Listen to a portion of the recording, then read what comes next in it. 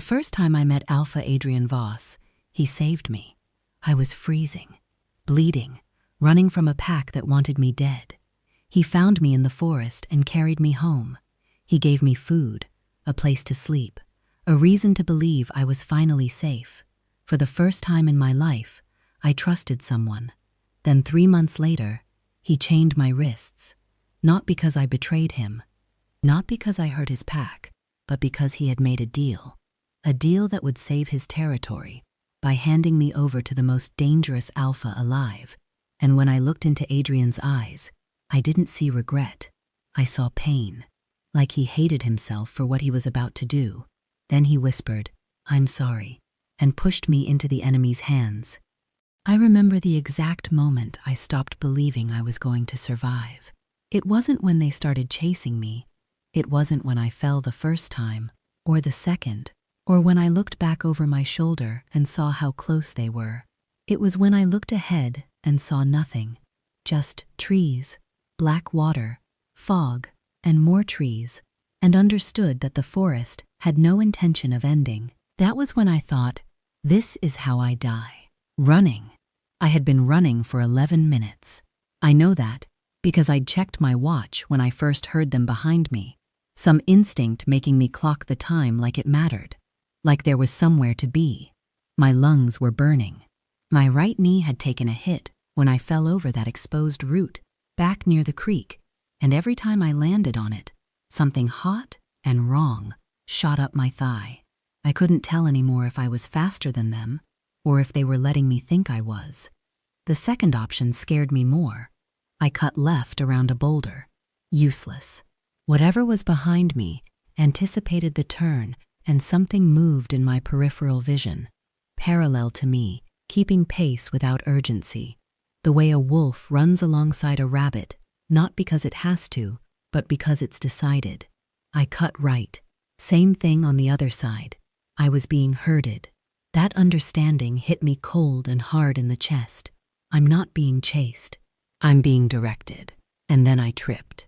It wasn't dramatic. There was a root. My foot caught it wrong, and the ground came up fast and unforgiving, and I hit it shoulder first, and rolled, and ended up on my back in the mud and leaves, staring up at the gap in the canopy where moonlight fell through, in a single pale column, like a spotlight I had not asked for. I heard them stop.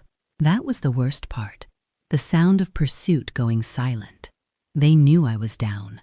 They weren't rushing. I pushed up onto my elbows, made myself sit up, made myself look. A figure stood at the tree line, about 30 feet from me. Tall, still, not the ones who had been chasing me. I could still hear those shapes somewhere back in the dark, but they had stopped moving. This was someone else, someone who had come from a different direction, who now stood between me and the things behind me with the absolute stillness of a person who has never once in his life felt the need to prove how dangerous he was. He wasn't looking at me. He was looking past me, at them. Whatever passed between them in that moment, some silent communication I didn't have the language for, I felt it in my sternum, a pressure, a frequency, and then, one by one, the sounds of movement in the dark retreated, not all at once, deliberately, like they were being dismissed. Then he looked at me. I couldn't make out his face clearly in the dark, but I could feel the weight of the attention, not threatening, assessing. "Can you stand?" he said. His voice was low and even, and he said it the way you'd ask someone if they needed help with a heavy box, practical, without performance. I stood. My knee screamed. I didn't make a sound. "Good," he said. "Come with me." He turned and walked, just like that. No introduction, no explanation, no offered hand. Just an expectation that I would follow, delivered with such quiet certainty that I did it before I'd consciously decided to. I have thought about that a lot since, how easily I followed. I tell myself I was in shock, that the alternatives were a dark forest, and whatever had been herding me toward nowhere, that any direction with a person in it was preferable to being alone. All of that is true, but the honest version is simpler. He felt safe, and I was so desperate for something that felt safe that I didn't stop to ask myself why.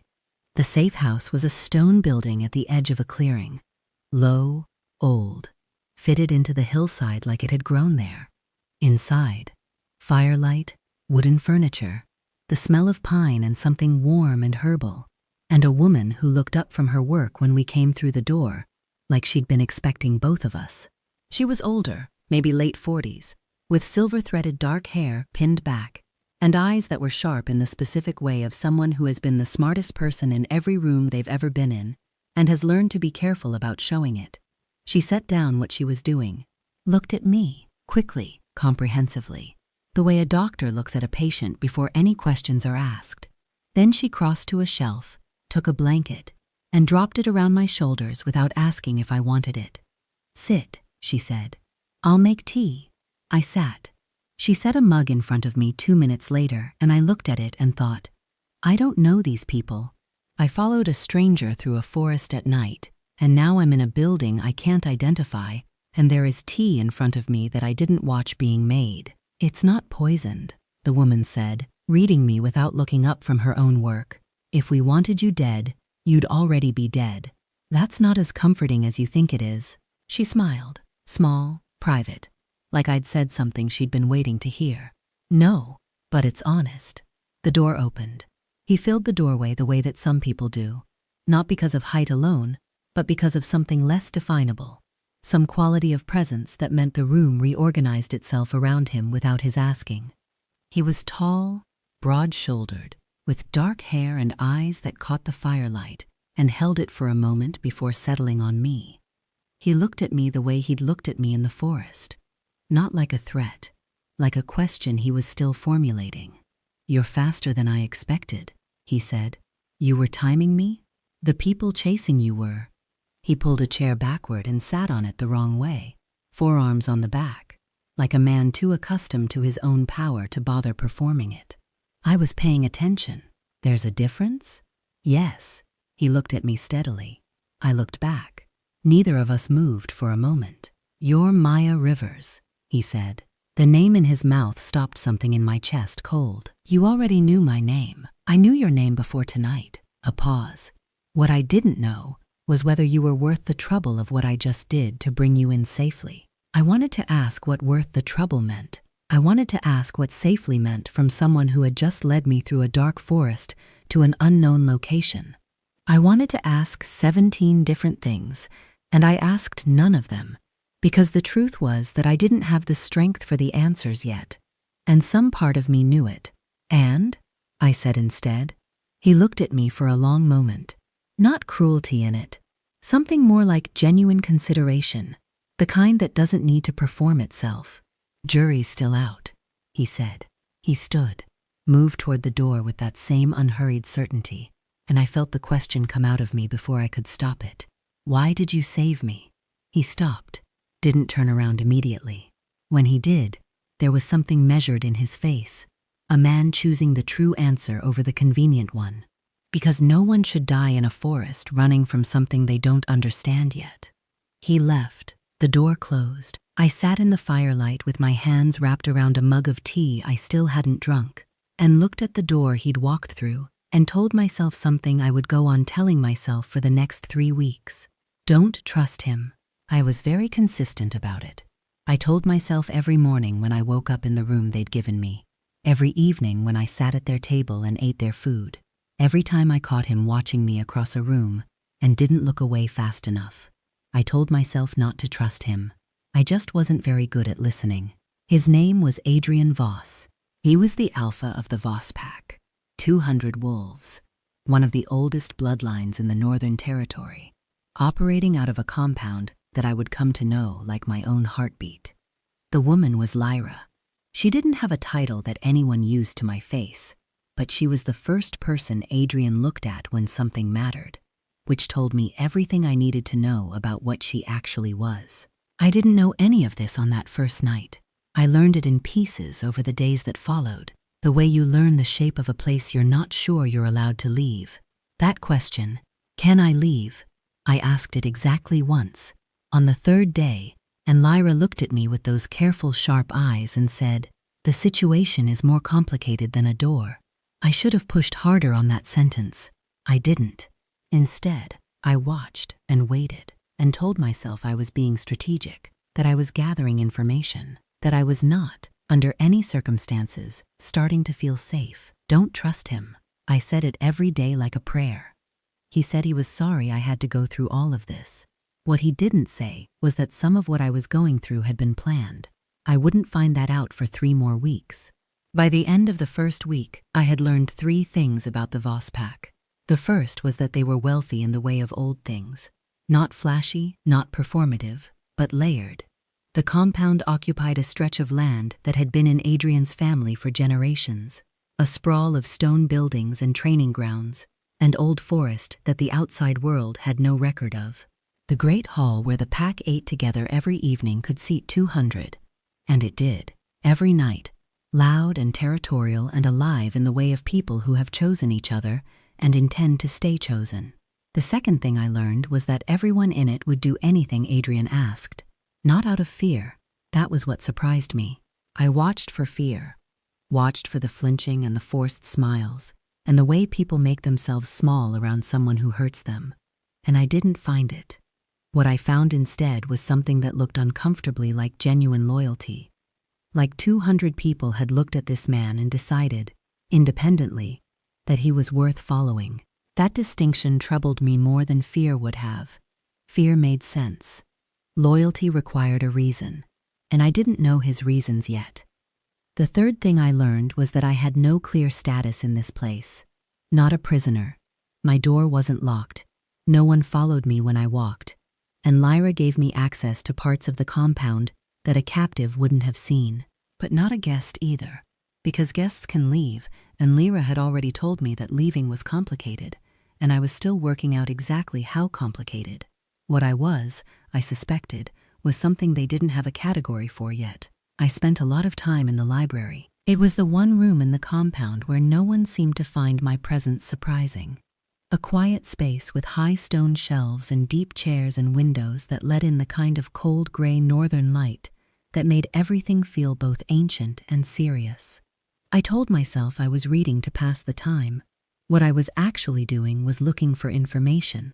Information about the pack, about the territory, about what a latent bloodline marker meant, and why it made people chase a human woman through a forest in the middle of the night. I found general things: history, pack law, territory records going back centuries. I didn't find what I was actually looking for, which meant it was either protected or I wasn't looking in the right places yet. Adrian found me in there on the 5th day. I had learned by then that he didn't announce himself. He simply appeared in doorways the way that very still people do. And if you were paying attention, you'd feel the shift in the air before you heard the footstep. I was paying attention. I looked up from the book I'd been reading before he'd fully entered the room. He looked at the book in my hands, then at me. Territorial law, he said. Interesting choice. I like to know the rules of wherever I am. Practical. He moved to the window, not sitting, looking out at the training grounds below. Most people brought into a pack for the first time ask about the history, the legends, the romance of it. I'm not most people. No, he said. You're not. A silence that wasn't uncomfortable, which I was starting to find more unsettling than discomfort would have been. I want to understand what's happening, I said. The real version, not the one where you tell me the smallest true thing to keep me from asking for the rest. He turned from the window, looked at me with an expression I was still learning to read. Something in it that was close to respect and close to wariness at the same time. The people who were chasing you, he said, are called the Mercer Pack. They've been watching you for months. Before I knew about any of this. Before you knew about any of this. Why? He moved to the chair across from me. Actually sat, which I'd learned he rarely did in shared spaces. Like sitting was a form of vulnerability he only offered in controlled doses.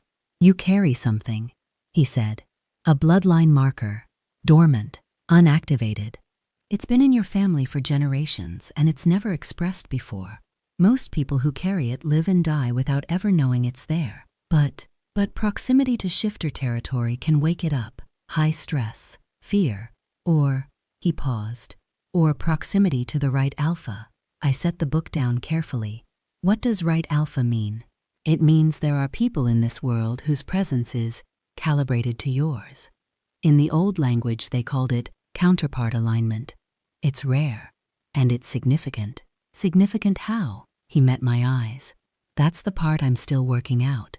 I had been doing well at staying level, keeping my face neutral, my voice even, my hands still. But something in that sentence, in the careful way he'd said still working out, like he was protecting a calculation he'd already completed, made something cold move through me. You've known about me for longer than the night you found me, I said. It wasn't a question. Yes? How long? Long enough to have done more research than I should probably admit to right now. That's not an answer. No, he said. It's not. He stood. The conversation was over in the way that conversations with him ended. Not with a door slam or a raised voice, but with a finality that came from somewhere very deep and very settled in him. The decision to stop talking was as complete as every other decision he made. Stay here, he said, until I understand what they want from you. And if I don't want to stay. He looked at me for a moment. Something moved in his expression. Not threat, not warning. Something that looked almost like apology, which scared me more than either of those would have. Then we'll have a different conversation, he said. But I'd ask you to give me a few days first. He left. I sat in the library for a long time after, turning the word counterpart over in my mind, like a coin I didn't yet know the value of. There were things about the compound that became ordinary faster than I expected. The morning training, which I watched from the wall for the first 3 days before a young pack member named Rain called over and asked if I wanted to try. The communal meals, where the noise and the laughter and the specific warmth of people who had chosen their own version of family slowly stopped feeling like something I was observing from outside a window. Lyra, who seemed to know exactly what I needed before I asked for it. Not intrusively, but in the quiet way of someone very experienced at reading people and very practiced at care that didn't perform itself. And Adrian. I saw him every day. Sometimes it was functional.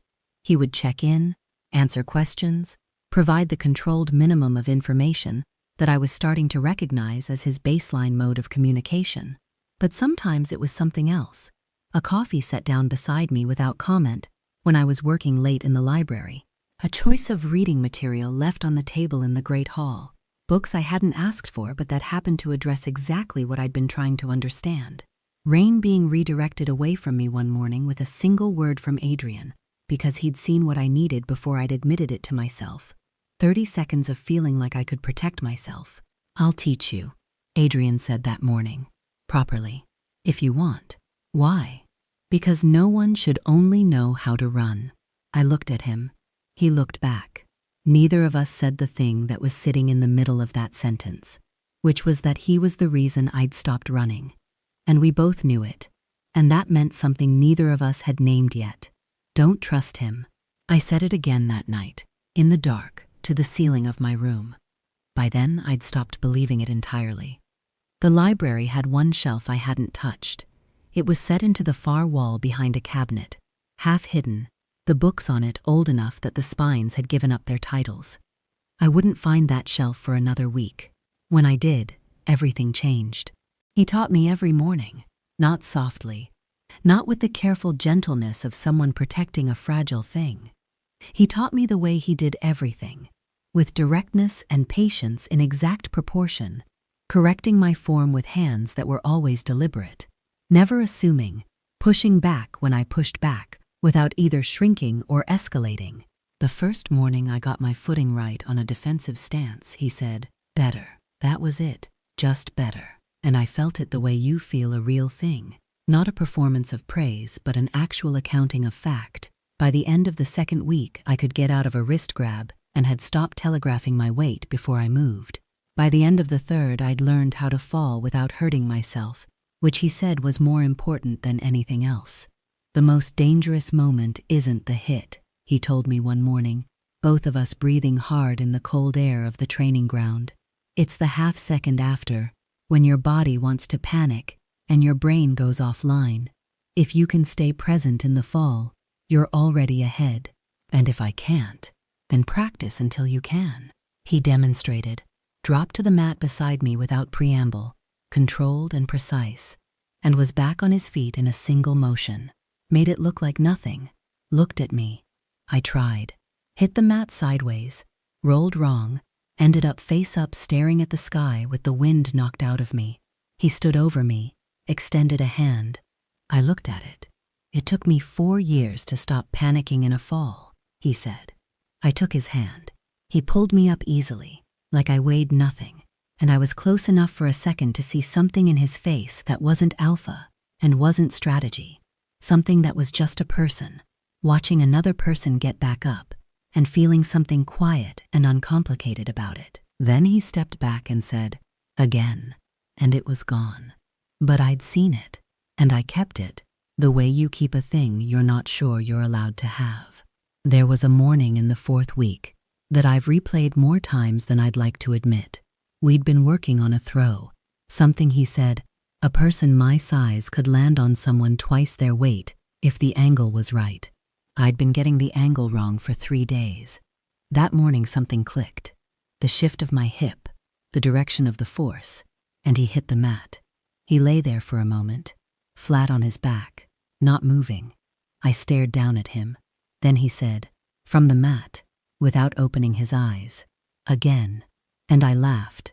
Not the polite kind, not the careful social kind, the kind that comes out of you before you can manage it, the kind that's completely unguarded, that sounds like you again, instead of whoever you've been performing while you were figuring out if you were safe. He opened his eyes, looked up at me, and for exactly 1 second, one small, unguarded second, something in his face opened.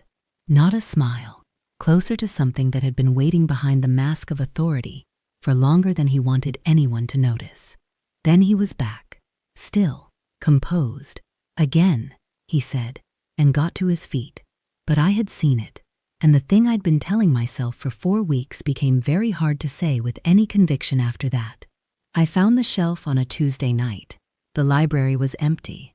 I'd been restless and gone looking for something to read that wasn't territorial law or pack history, and I'd pulled a cabinet slightly to reach the books behind it and found the hidden section the same way you find things that were always there but positioned to be overlooked.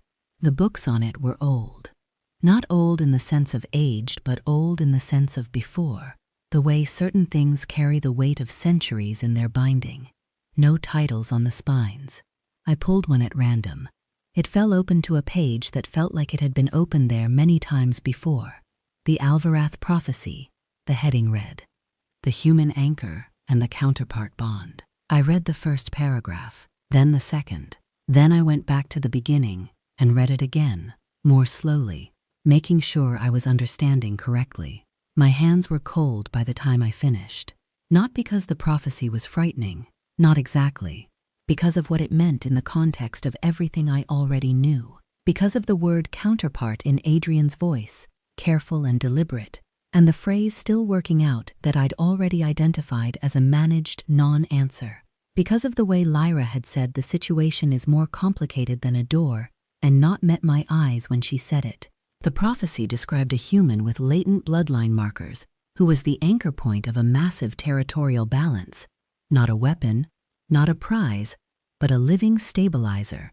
Someone who could end a war between packs that neither side could afford to fight.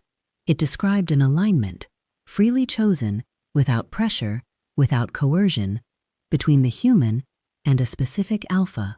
It said the choice had to be genuine, that a forced or manipulated alignment would destabilize everything rather than fix it. It said the alpha who was her counterpart would be identifiable by a specific quality. He will tell her the truth before she needs to ask. I closed the book, sat in the cold library for a long time. Then I went to find Adrian. He was where I'd learned he often was at night, at the highest point of the compound wall, looking at the forest the way that people look at things they can't stop watching. I climbed the stairs and stood beside him and didn't say anything for a moment because I needed to be sure of my own voice before I used it. "I found a book tonight," I said. A pause, the kind of pause that already knows where the sentence is going. "Which book?" he said. You know which one. He didn't deny it. That was the thing I hadn't expected. Not a performance of confusion, not a deflection, just the silence of someone who has been waiting for this particular door to open and is now standing in front of it. The prophecy says, I started. The human, Maya, is the anchor, not the weapon. And it says the alignment has to be a real choice, freely made, or it doesn't work. And it says, I stopped, made myself look at him. The counterpart alpha tells her the truth before she needs to ask. The forest below was very still. Adrian. His name in my mouth felt different now, heavier. Did you know about this the whole time? He didn't look at me. His jaw was a closed door. How much of what you've told me, I said, has been the smallest true thing? The things I've told you have been true. That's not the same as telling me everything. He turned to look at me then, and what I saw in his face was the worst possible version of an answer. Not cruelty, not indifference, but something far more complicated. A man in the middle of a decision he hadn't finished making. A man who cared and was going to do it anyway. Whatever you're deciding, I said, and my voice was very even, which cost me something. Decide carefully. I went inside. I didn't sleep, because there is a way a person looks when they have already decided and have only not yet acted, and what I had seen on his face on that wall was exactly that. I just didn't know yet what he'd decided on. He made his decision 4 days later. He made it in the dark, 2 floors below me, while I slept. By the time I woke up, there was nothing left to change. I didn't know about the meeting until much later. What I know now is this. At 2 in the morning on a Wednesday, 6 of Adrian's senior wolves sat around the council table in the lower hall and laid out the numbers the way you lay out a diagnosis. The Mercer pack had closed the northern passes, or would close them before winter, which amounted to the same thing. No supply routes meant a 30% loss of food reserves for a pack of 200 people, children, elders, wolves who couldn't hunt in all seasons. 200 people looking to their alpha to make it right. What I know now is that there was only one thing Mercer would accept in exchange for the passes. What I know now is that Adrian said no, and then they said, 200 wolves, Adrian. Their children, their mates. And then there was a silence that I didn't hear and would spend a long time afterward trying not to imagine. What I know now is that he didn't say yes out loud. He just turned his signet ring over in his hand under the table where no one could see it, and didn't say no again. And by the time the meeting ended, the thing was decided without a word being spoken directly. But I didn't know any of this that night. That night I slept, and I dreamed about the forest, which I often did. But in the dream it was different. It was daylight and I wasn't running. I was standing still in the middle of it, and it was quiet, and I thought, I'm safe. I thought, I actually feel safe here. I woke at 4 in the morning to a feeling I couldn't name for a moment. Not a sound, just a quality of silence that was wrong in some way I couldn't immediately identify, the way you sense a change in weather before you can see it in the sky. My door opened. Adrian stood in the frame. He was fully dressed, not in training clothes, not in the casual dark shirts he wore most mornings. He was in his pack coat, the formal one, black and structured, with the silver clasps along the shoulder. I had seen him wear it once before, at a pack ceremony, and I had thought then that it transformed him into something more official and less like a person. He looked like that now, official, less like a person. It's 4 in the morning, I said. I know. Something in my stomach dropped. Not fear, not yet. Something quieter and more precise than fear. Recognition, maybe. The body understanding before the mind catches up. Why are you dressed like that? He crossed the room. Slowly. He sat in the chair near the window, not close to me, not far. The exact distance of someone maintaining a necessary boundary. I watched him do it, and the cold thing in my stomach grew. I need you to get dressed, he said. We're going somewhere. Where? To meet someone. Adrian. His name came out of me like a question I didn't want answered. Get dressed, Maya. Look at me. My voice was very steady. I was very proud of how steady my voice was. Look at me right now. and tell me what you're doing." He looked at me. He held my gaze with those pale gray eyes, and I had spent 4 weeks learning his face, learning the difference between the mask and the person behind it, and what I saw now was both. The mask on, fully, and underneath it, a man who was doing the thing anyway. "No," I said. The word was flat and final. "Whatever this is, no. You don't get to—" I stopped, because I suddenly understood completely, and the understanding was so total and so cold that for a moment I couldn't make words out of it. I had to sit with it. 4 weeks of training every morning, and books left on tables, and the one unguarded second when he'd looked up at me from the mat, and something real had been there on his face. The careful way he'd said, "I'm still working out." The deliberate way he'd given me the prophecy's first version and not the part about the truth.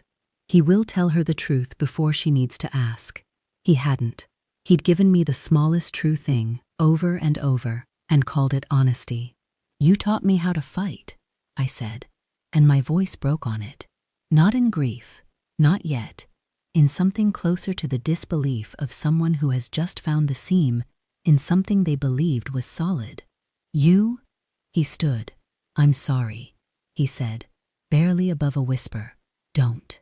The anger came fast and hot, and I let it, because it was easier than the other thing waiting behind it. "Don't you dare say that to me." He moved to the door. He stopped at the threshold with his hand on the frame, and I watched his knuckles go white. And I thought, that's it. That's the only honest thing left. His hand on the door frame, gripping it like he could hold himself back from what he was already doing. He let go, walked out. The door closed. I sat in the silence. There are moments in your life that you will always remember exactly as they were. Not the way memory softens things, not the edited version that gets more bearable with distance, but the raw and specific truth of them.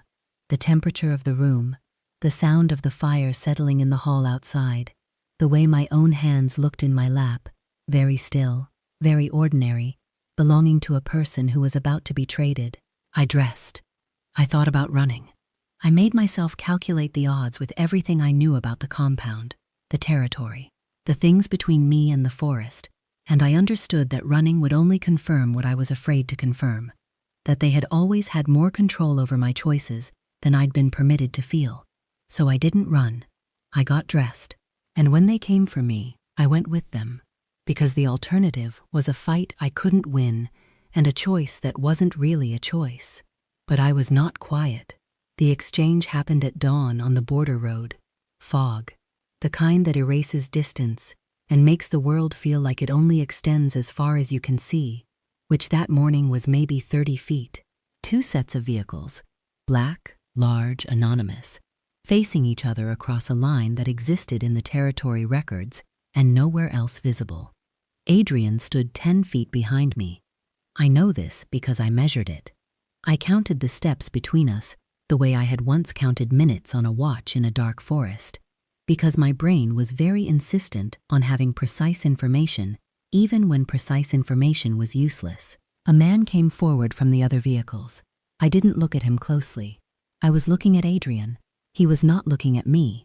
He was looking at the middle distance, at something slightly to the left of what was happening, and I understood that he had decided not to watch, had decided that not watching was the version of this he could survive. A hand closed around my arm, not rough, but definitive, and I turned to go with it, because the alternatives were violence I couldn't win, and I had already decided I wasn't going to beg. But before I turned away completely, I looked at him one more time, made myself look directly at his face, which he still wasn't turning toward me, and I said, very clearly, very evenly, so there was no possibility of him not hearing it, "I'll remember exactly how you look right now." He flinched. It was small, almost invisible, but I'd spent 4 weeks learning his face, and I saw it, and I took it with me like the only thing he couldn't keep. The door of the vehicle closed. The fog swallowed the road behind us. I didn't look back. He said he was sorry. He said it in that room at 4 in the morning, before I was fully awake, and before I had understood completely what was happening. At the time, I thought the apology made it worse. I thought a man who was sorry was a man who knew he was wrong, which meant it was a choice, which meant, but I've had more time to think about it since, and now I think the sorry made it simple. Not better, simple. A man who is sorry has already decided. The apology is what he gives you instead of a different decision. It's what he uses so that he doesn't have to look at himself too clearly in the accounting of the thing. He could have chosen differently. At every point between the night he first knew about me and the dawn on the border road, he could have chosen differently. The sorry was his way of letting himself believe he was a good man who had done a bad thing, rather than a man who had made a series of very deliberate choices that he had dressed up as protection. I didn't absolve him. I wasn't there to carry that weight. He was going to have to figure out what to do with his sorry all by himself. The vehicles drove north for 2 hours. I spent the first hour deciding to hate Kane Mercer.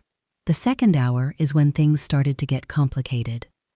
I had built a picture of Kane Mercer in my head over the 4 weeks at the Voss compound. It wasn't a flattering picture. I'd assembled it from the way Adrian's pack said his name, with a specific tightening around the jaw, a particular quality of controlled wariness, the way soldiers say the name of someone they take seriously and don't underestimate. I'd assembled it from the territorial maps in the library, from the Mercer Pack's history of expanding their borders in decades when the Voss line was occupied elsewhere, from the fact that they had spent months watching me through the trees before sending wolves to chase me through a forest in the middle of the night. I had built a picture of a man who was powerful and calculating and did not particularly care about the human cost of his decisions. A villain, essentially, because that was the shape the story seemed to require, and because it was easier to be furious at something with a clear face. The picture was wrong. I didn't know that yet. When the vehicles pulled through the Mercer gates and I stepped out into the compound courtyard and looked around, I was building that picture very hard, in fact squaring my jaw and meeting every wolf's gaze directly and making myself take up space with my posture in the specific way that Lyra had shown me at the Voss compound when she said, "Stop looking like prey." The courtyard was nothing like the Voss compound. Where Voss was old stone and firelight, and a building that felt like it had been added to slowly over centuries, the Mercer compound was ordered and precise. Clean lines, clear sight lines, a space that had been designed by someone who thought in systems. It was functional in a way that impressed me, despite my determination not to be impressed. A woman escorted me to a room, not a cell. This was the first thing that recalibrated my picture. A proper room, a window with a view of the courtyard, a bed that had been made up with attention, a small bookshelf, a change of clothes in a size that was approximately correct. These were not the preparations of a man who thought of me as a prisoner. I stood in the middle of the room for a long time, looking for the trap. Not finding it made me more suspicious, not less. Then the door opened. He was not what I had built. He was tall, broad-shouldered, built the way of someone who had never had to prove anything in a room because he'd settled that question so long ago it wasn't worth revisiting. Tawny brown skin, dark amber eyes, natural black hair worn short. A thin scar along his jaw, old and clean. He moved with a specific quality of ease.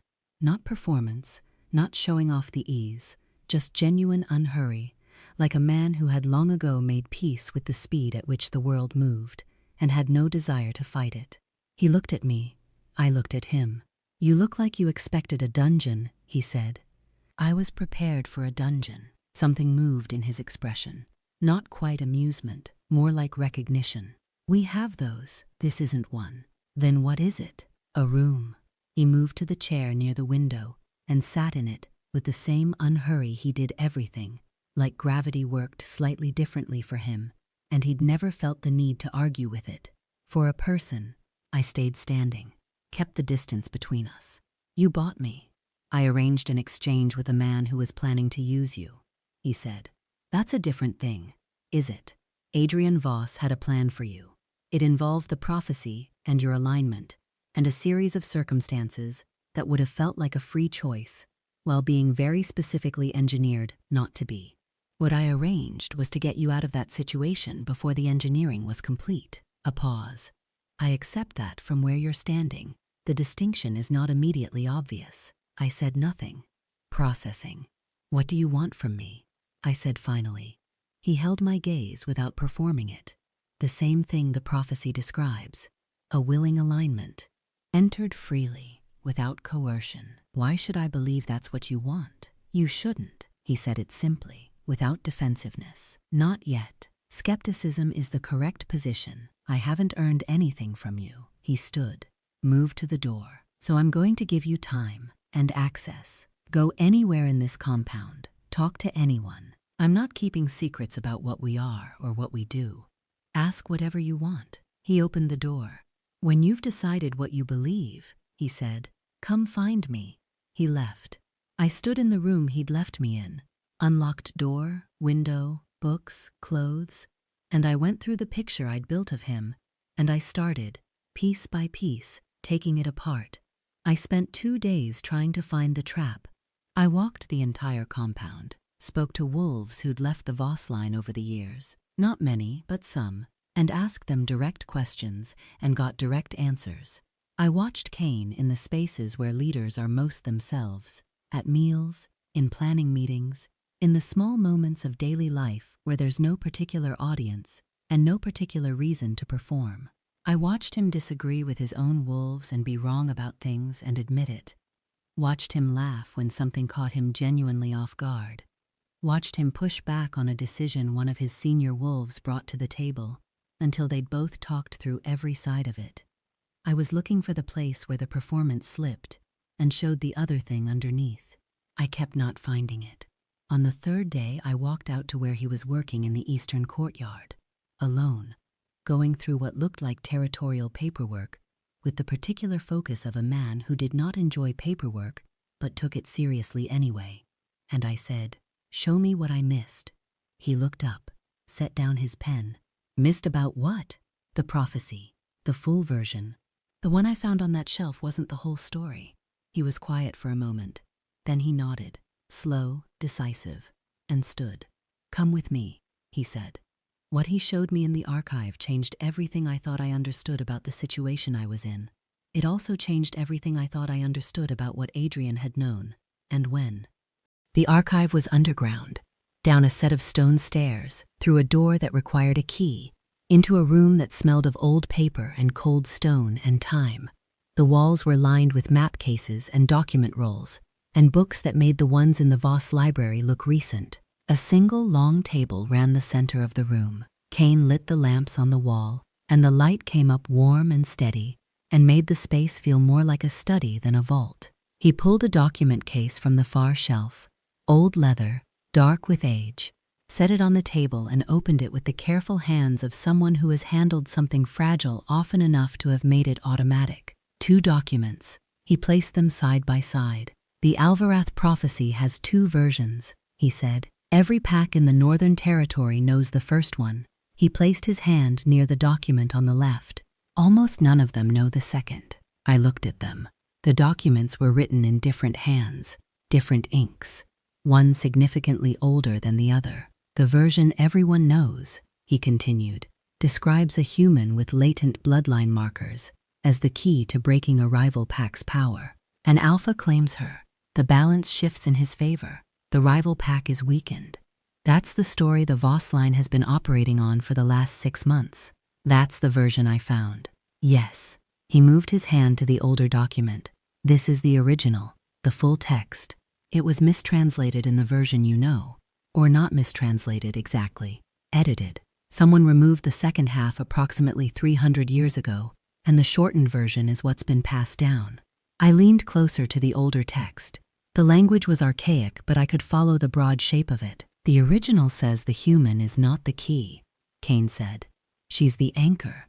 Those are categorically different functions. The first version, key, implies she breaks something, shifts power, gives one side an advantage. The anchor version is different. She doesn't break anything.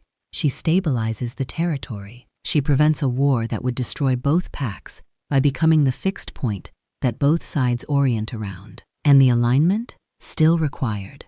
still must be freely chosen, but the criteria is different in the original text. He pointed to a specific line, his finger just above the aged paper. It's not about power or timing or who finds her first. The counterpart alpha is identified by one thing only. I read the line. Read it again. He who speaks truth to her before her need reveals it is her true counterpart, and through their willing bond, the territory shall hold. I straightened. He tells her the truth, I said, before she has to ask, before she needs it, before she knows she needs it. He doesn't wait for her to discover the danger and then explain. He tells her proactively, because her understanding matters more to him than his advantage. The room was very quiet. Adrian knew about this version, I said. It wasn't a question. Lyra did. Lyra has known for years, and Lyra is Adrian's most trusted advisor, which means yes. I stepped back from the table. He knew the original version. He knew what the prophecy actually required, and he chose to give me the edited version, the one where he was the powerful alpha who claimed me and won. Cain said nothing. He didn't need to say it for me. The entire 4 weeks, I said.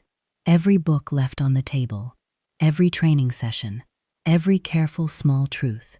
My voice was very controlled. I was holding it very deliberately. He was building the conditions for me to choose him, while knowing that a manufactured choice wouldn't activate the prophecy anyway. It would have activated it, Cain said, quietly. In the short term, but not in the way that lasts. A coerced alignment creates a temporary stability that collapses, sometimes slowly, sometimes catastrophically. He might have gotten a year, 2, before the territorial balance failed.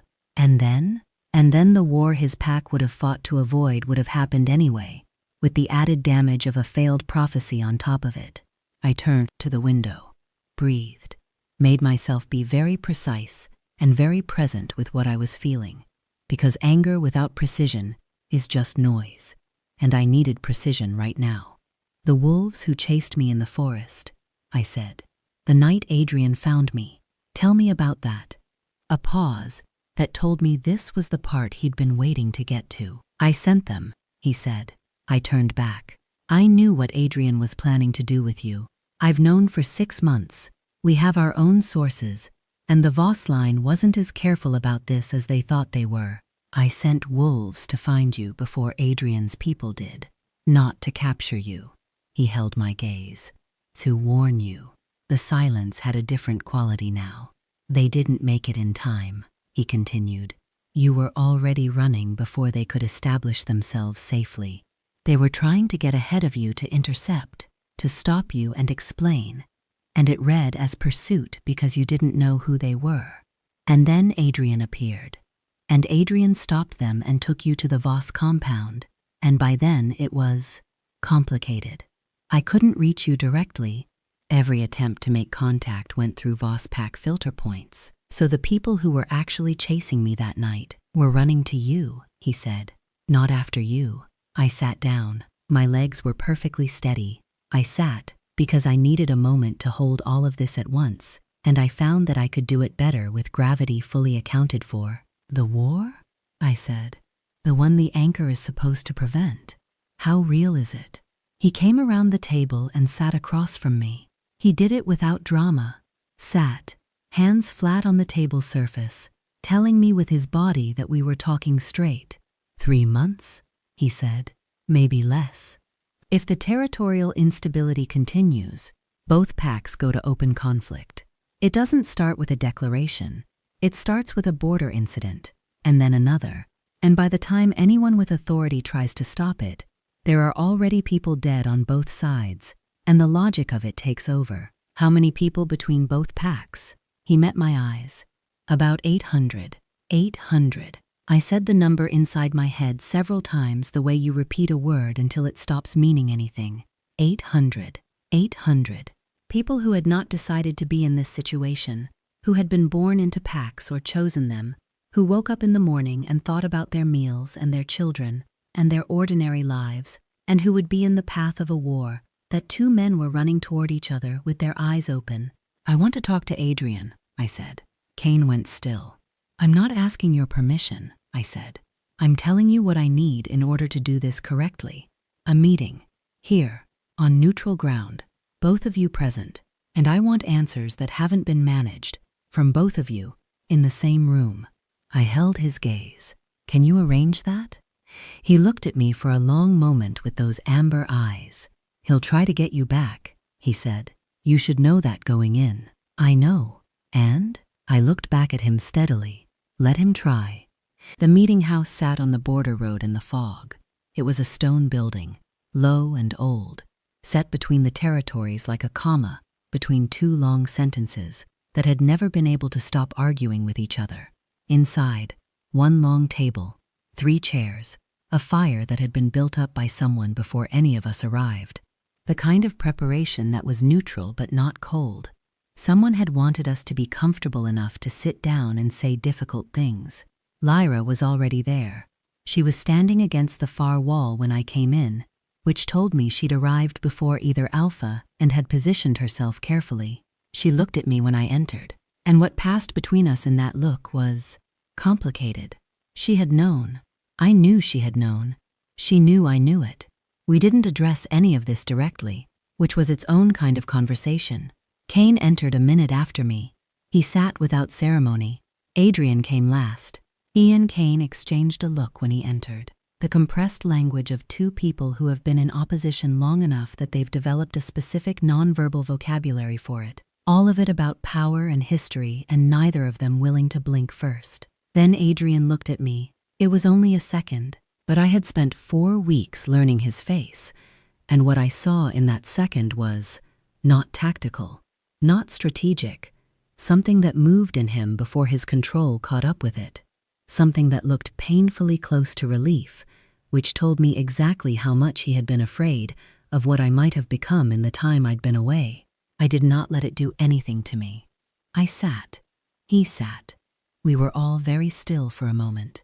I'm going to ask you questions, I said.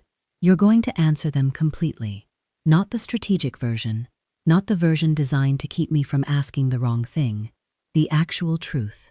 I held Adrian's gaze. Starting with you.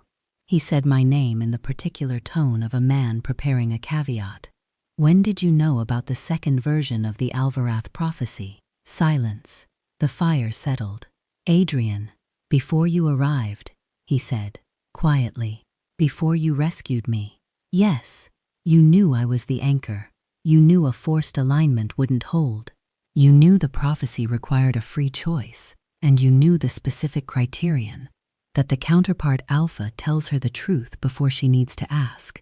You knew all of that, and your plan was to give you time, he said. His voice was even, but the evenness was costing him something. To let you trust me genuinely, to give you access to the version of the prophecy I wanted you to find, and build the conditions for you to arrive at a choice that felt like yours. But wasn't, I said. He didn't answer. That's not a free choice, I said. That's a managed outcome that feels like freedom because the walls are soft enough not to notice. I was trying to protect 200 people. I know. My voice was very level, very precise. You have been protecting 200 people this entire time, from the first night in the forest to the border road at dawn. All of it has been about your 200 people, which I understand, I do. But the one person you were actively planning to use is sitting in front of you right now, so I'd ask you to be careful with the word protect. Across the table, Kane said nothing.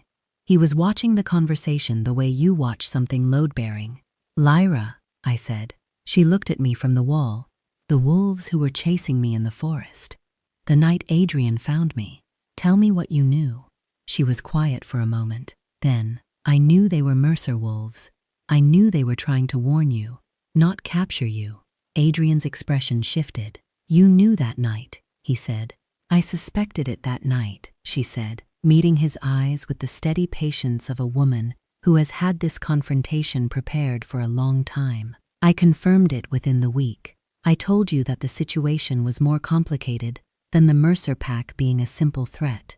You told me. I told you what I could, without you making a decision based on incomplete information and then committing to it before I could give you the rest. A pause. I was not fast enough. The fire crackled. So the people chasing me, I said, were running toward me. Yes, Lyra said. And Adrian, I looked at him. You let me believe they were a threat. They were a threat to my plans. He said it. I don't think he meant to. I think it came out of him in that flat, honest way that things sometimes do when you're too tired to manage them anymore. And then it sat in the room between all of us, and he couldn't take it back, and he didn't try. A threat to his plans. Not to me. To what he needed me for. I put my hands flat on the table, looked at both of them. I want to be very clear about something, I said. I am not a key.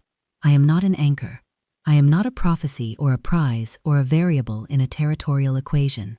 I am a person, and what both of you have done, in different ways, with different intentions, but with the same fundamental logic, is treat me like a piece to be positioned on a board you drew without me. Neither of them spoke. I am done being a piece, I said. What I am going to do is choose, freely, on my own terms, without pressure from either of you, without a managed situation, without soft walls. I am going to choose the alignment the prophecy describes, because 800 people didn't choose to be caught between two packs that couldn't find a better solution, and I'm not going to let them pay for that. I looked at Adrian. But the choice is mine, and the only thing either of you can do that will influence it is be honest with me from this moment forward. I stood. You have 24 hours, I said. Decide whether you can do that. I walked to the door, opened it. The fog was still thick on the border road. I'll see you tomorrow, I said, and walked out into it. Behind me, I knew, 2 alpha wolves sat at a long table in silence. I have imagined that silence sometimes. Cain still and watchful, making no move to fill it. Adrian with whatever it was he was carrying, the weight of a decision that had made sense in the accounting and had turned out, in the living of it, to cost more than the numbers said. I don't know what passed between them after I left. I know they didn't come to blows, because the meeting house was still standing when I walked back through it the next morning. I know that at some point, Cain said something and Adrian responded, because Lyra told me later that they had talked until the fire went out. I don't know what was said. I don't need to. What I needed was a night alone with my own thoughts, without anyone managing my access to truth, to figure out what I actually believed and what I actually wanted to do about it. That was harder than anything else in this whole story, including the forest. I slept, which surprised me. Not well, not deeply, not dreamlessly, but I slept, which meant my body had made a decision about the situation, even if my mind was still working through it.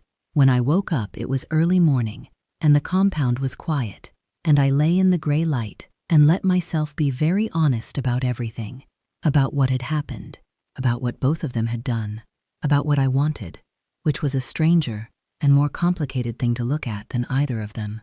I wanted safety. I had wanted it before any of this started, had been wanting it in the bone-deep way of someone who has gone without it long enough that the wanting becomes structural, becomes the thing you build other things around.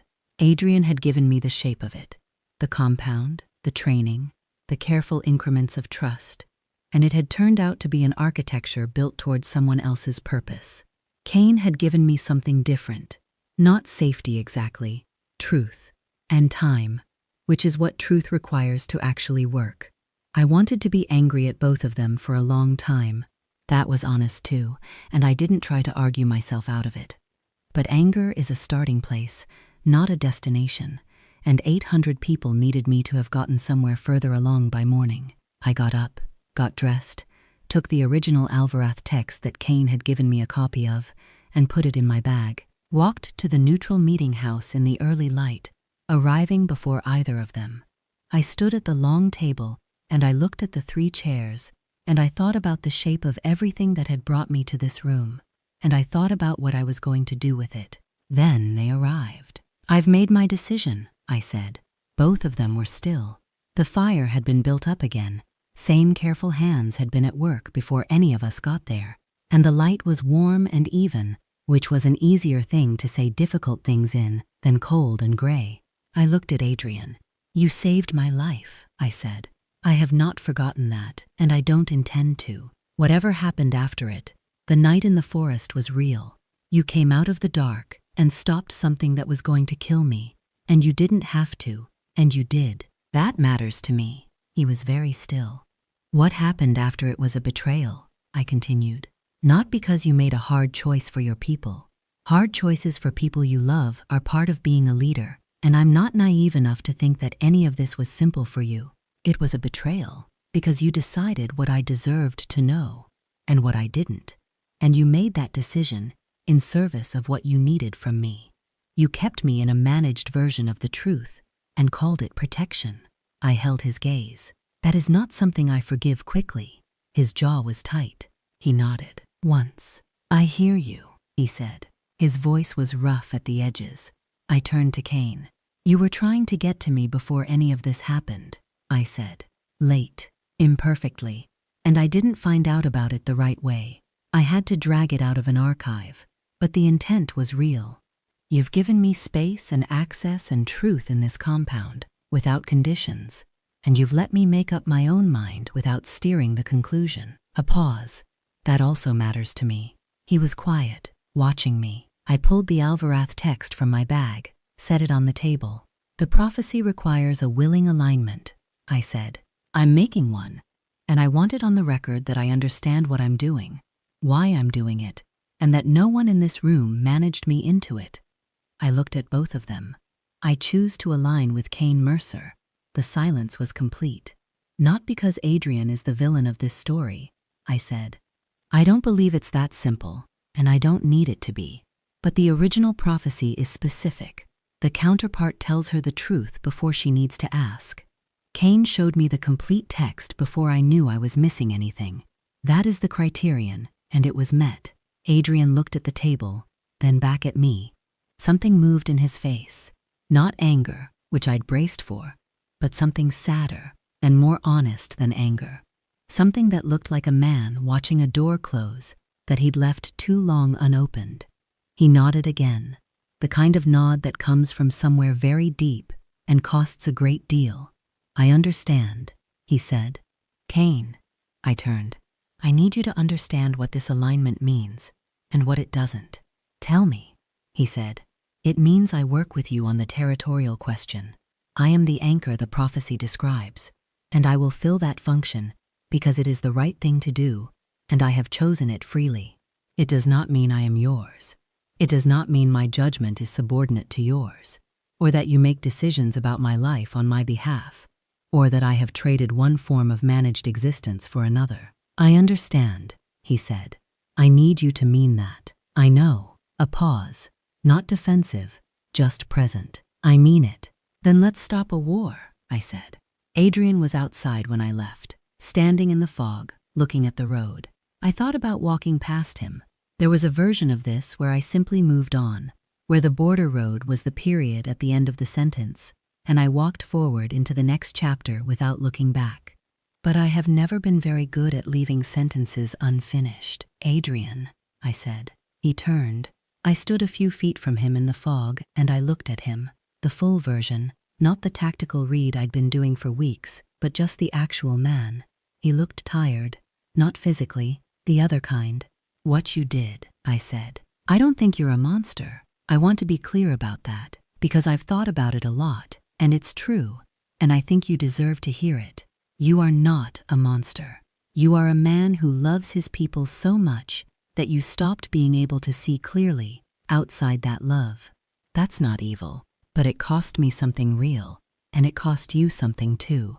You know exactly what you gave up when you made that choice. He said nothing.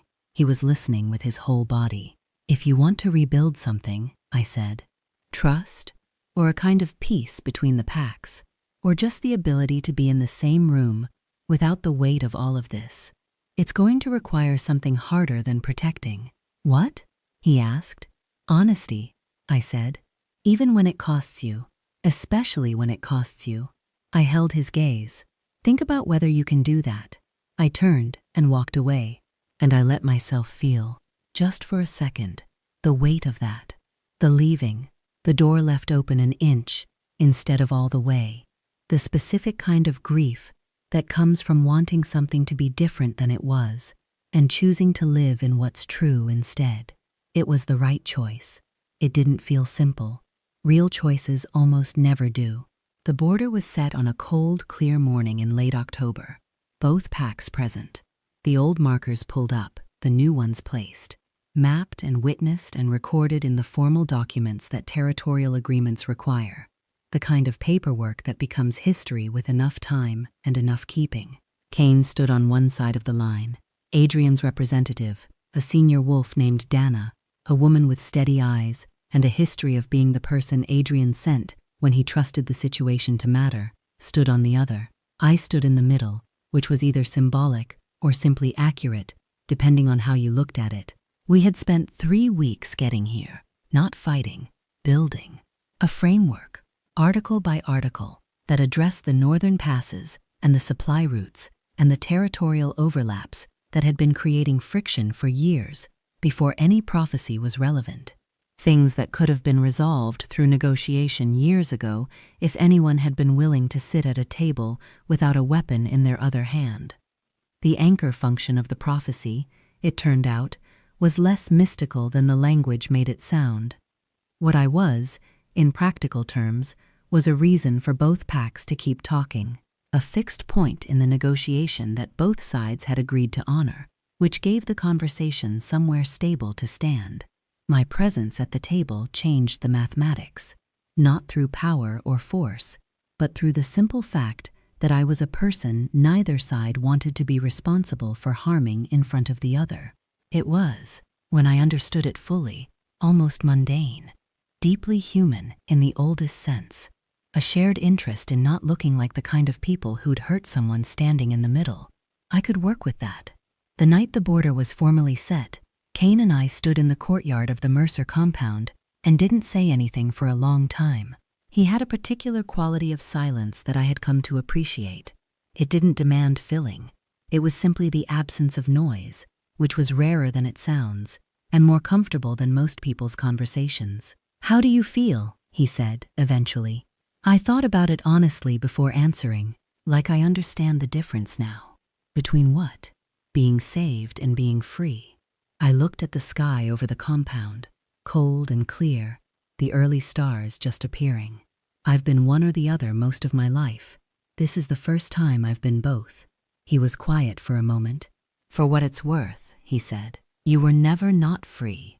The situation was complicated, but the choice was always yours. It just took a while to clear enough space around it to see that." I looked at him. "You could have told me that the first day. You wouldn't have believed me the first day." I considered this. He wasn't wrong.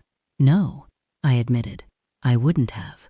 We stood in the courtyard as the stars came out over the compound, and I thought about the shape of this, the shape of after, which is a thing you spend so much time fighting toward that you sometimes forget it will actually arrive. I had spent months in motion, running, and then calculating, and then confronting, and then choosing. Always the next thing, always the urgent thing, always some action that the situation required of me. And now I was standing still, and it wasn't empty, it was just quiet and mine. The letter came on a Tuesday. It was on my table when I got back from a morning session with the territorial archivists. I knew the handwriting before I picked it up. I had spent 4 weeks reading texts he'd left for me in a library, and handwriting is the kind of thing that gets into your memory when you've spent a lot of time in someone's proximity. I made tea, sat down, opened it. I won't quote from it here, because what he wrote was his, and its honesty was the price he paid for the start of something. And that kind of accounting deserves its privacy. What I'll say is this: it wasn't an apology, not in the performing sense, not in the asking for absolution sense. It was an accounting, line by line, starting from the first time he learned my name and ending at the border road at dawn, with nothing managed and nothing framed to make himself look better than the facts warranted. It was the most honest document I had ever read from him. I read it 4 times.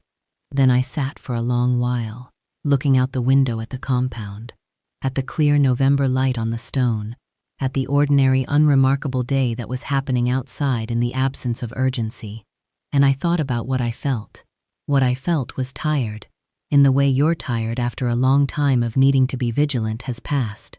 What I felt was something carefully cautious but not closed, which was not where I'd expected to land. What I felt was a door, open an inch. Not because the injury wasn't real. It was real, but because I had done the thing I'd had to do in order for the injury to stop running the story. I picked up a pen. I wrote back, not forgiveness, not yet, and maybe not that. Maybe something different from forgiveness. Some word we don't have quite right for the thing that happens when you've processed something fully and decided to carry it without being carried by it. Not an invitation back, not a closing of distance, just correspondence. Two people who had been through something significant, taking each other seriously enough to keep talking. It was a beginning, not a resolution. Beginnings are often like that. They look ordinary from the outside, look like just another morning, and just another letter, and just another pen on just another piece of paper. And you don't know until much later that something started there. There is a moment that I keep returning to. Not the forest, not the border road, not the confrontation at the meeting house. An earlier one, so small it almost didn't register at the time. A cold morning in the Voss compound, 4th week. We were on the training ground. I'd been trying for 3 days to get the angle right on a throw, and it wouldn't come. My frustration had reached the specific temperature where it starts to feel personal, where the failure of the technique starts to feel like a verdict on something larger. And Adrian said, not to comfort me, not to manage my feelings, just as a flat statement of practical fact. It took me 4 years to stop panicking in a fall. That was all. 4 years, said without softness, without the implication that I should feel better about my timeline, simply as information. This is hard, this takes time. Even the people who are good at it were not always good at it. I think about that sentence more than I expected to, not because of what it says about falling, but because of what it says about the space between where you start and where you end up. 4 years is a long time. Most of the things that matter take a long time. The Northern Territory didn't stabilize in a day. The trust between two packs who had spent decades in opposition didn't become easy in an autumn. The distance between a woman running through a forest and a woman standing still in a courtyard watching the stars wasn't covered in one step. It took me 4 years. Okay, that's allowed. Some things take the time they take. I went to the forest one morning, alone, early, before the compound was fully awake, before there was anyone to ask where I was going or whether I needed company. I walked out the eastern gate and through the meadow and into the trees, where the light came through the canopy in the way it does in forests, fractured, shifting, illuminating more questions than answers. I walked until I was somewhere in the middle of it. No path, no destination, just the forest, which was the same forest it had always been and had never once been trying to kill me, and had only ever been a forest, neutral and indifferent, and full of the ordinary enormity of living things doing what living things do. I stopped, stood there, let myself be a person standing in a forest in the morning, with no one chasing me, and nowhere to be, and nothing required of me in this specific moment. It sounds like a small thing. It was not a small thing. I came back out of the trees the way I'd gone in, through the meadow, through the gate, into the compound with the morning sun on my face and the ordinary sounds of the day starting up around me. Someone nodded in passing. The smell of breakfast from the hall, Kane's voice somewhere in the eastern courtyard, already in conversation with someone, already working. I thought about the letter on my table, the reply I'd sent, the door open an inch. I thought about 800 people going about their mornings without knowing they'd come close to a war and had been pulled back from it by a combination of ancient prophecy and bad timing and a human woman who'd decided to stop being a variable. I thought about what comes after. The answer, it turned out, was just life. Ordinary and imperfect and sometimes still complicated and mine to navigate. Not a destiny, not a role, not a position in someone else's story. Just the days, one after another, belonging to me. The Alpha saved my life. He also planned to use me, betrayed me, traded me, and spent 4 weeks building the kind of safety that turned out to have a purpose I hadn't consented to.